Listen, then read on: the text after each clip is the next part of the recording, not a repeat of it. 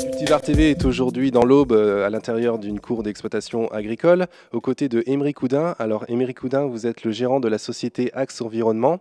Imaginons que je suis un agriculteur qui se pose beaucoup de questions vis-à-vis de la réglementation concernant la pulvérisation. Pouvez-vous m'aider? En fait, la réglementation, c'est beaucoup de bon sens.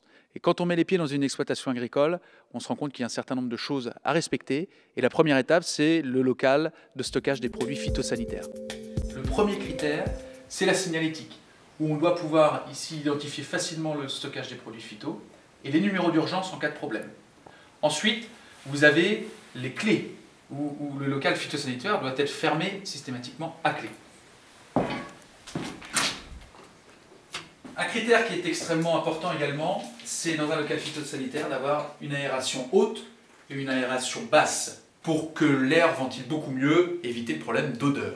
Il est extrêmement important de ne trouver que des produits phytosanitaires, pas d'hydrocarbures, pas de semences, et ce critère est un critère qui est sanctionnable par l'éco-conditionnalité de la PAC. Ces produits phytosanitaires doivent être stockés sur des étagères, qu'on va préconiser nous plutôt en ferraille, puisque les étagères en bois ont tendance à garder les odeurs et puis à absorber le produit. Il est nécessaire de pouvoir les stocker de façon très identifiée, notamment les T plus CMR, qui sont des classements toxicologiques en fait, de gravité, CMR étant cancérigène, mutagène et reprotoxique.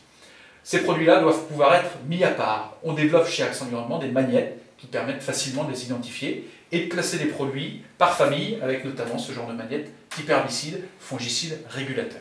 Un critère également très important pour le local des stockages des produits phytosanitaires, c'est la capacité de rétention avec une petite marche à la sortie du local pour pouvoir récupérer les produits en cas de fuite ou en cas d'incendie et de débordement. Et puis enfin, un local phytosanitaire, chez Axe Environnement préconise qu'il soit le plus près possible de l'aire de lavage et de préparation de remplissage du pulvérisateur.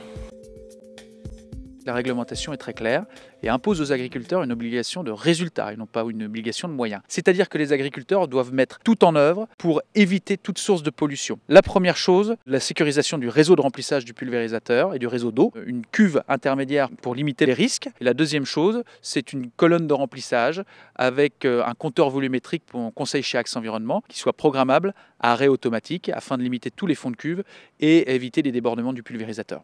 Alors concernant le lavage, nous on préconise une aire de lavage étanche, souple, qui est possible d'être adaptée dans toutes les configurations et qui est très économique. Cette aire de lavage aura la fonction de pouvoir récupérer tous les éventuels accidents lors du remplissage de l'incorporateur d'une part, et tous les lavages extérieurs et intérieurs du pulvérisateur pour pouvoir ensuite les retraiter par un procédé de traitement d'effluents. Les effluents phytosanitaires sont générés lors du lavage extérieur et intérieur du pulvérisateur et donc il est nécessaire de les retraiter avec notamment un procédé qui s'appelle Osmofilm qui est proposé par Axe Environnement en exclusivité et qui permet de déshydrater les effluents phytosanitaires qui vont se transformer sous forme de poudre qui ensuite vont être récupérés dans le cadre d'une filière qui s'appelle Adivalor qui permet de récupérer les effluents déshydratés. Alors nous avons vu une série d'équipements visant à protéger l'environnement. Maintenant, qu'en est-il concernant la protection de l'utilisateur ? Alors avant de mettre en place la protection de l'utilisateur, il est nécessaire d'utiliser un certain nombre d'outils que nous mettons au point chez Axe Environnement, avec par exemple une bombe à air comprimée pour déboucher les buses, une clé ouvre-bidon pour faciliter l'ouverture des bidons et pour éviter le renversement lors de l'utilisation. Une fois qu'on a mis tout ça en œuvre, on peut parler de protection de l'individu avec une nouvelle blouse qu'on a mis au point avec Dupont de Nemours qui permet de protéger l'utilisateur au niveau du corps. Il faut savoir que 80% des contaminations aux produits phytosanitaires sont des contaminations cutanées. Les gants sont nécessaires également lors de la manipulation des produits phytosanitaires. Des lunettes de protection évidemment pour se protéger des éclaboussures. Et puis on utilisera un masque A2P3 lorsque le produit le nécessitera. Finalement, les solutions que vous me proposez font appel à beaucoup de bon sens. Oui, effectivement. En fait, on se rend compte que notre métier, c'est beaucoup d'améliorer le confort de travail des utilisateurs. Et dès qu'on a mis en place toutes ces réglementations qui peuvent apparaître au départ comme des sanctions, finalement, sont des opportunités de progrès pour l'agriculteur et permettent de travailler dans un cadre bien meilleur.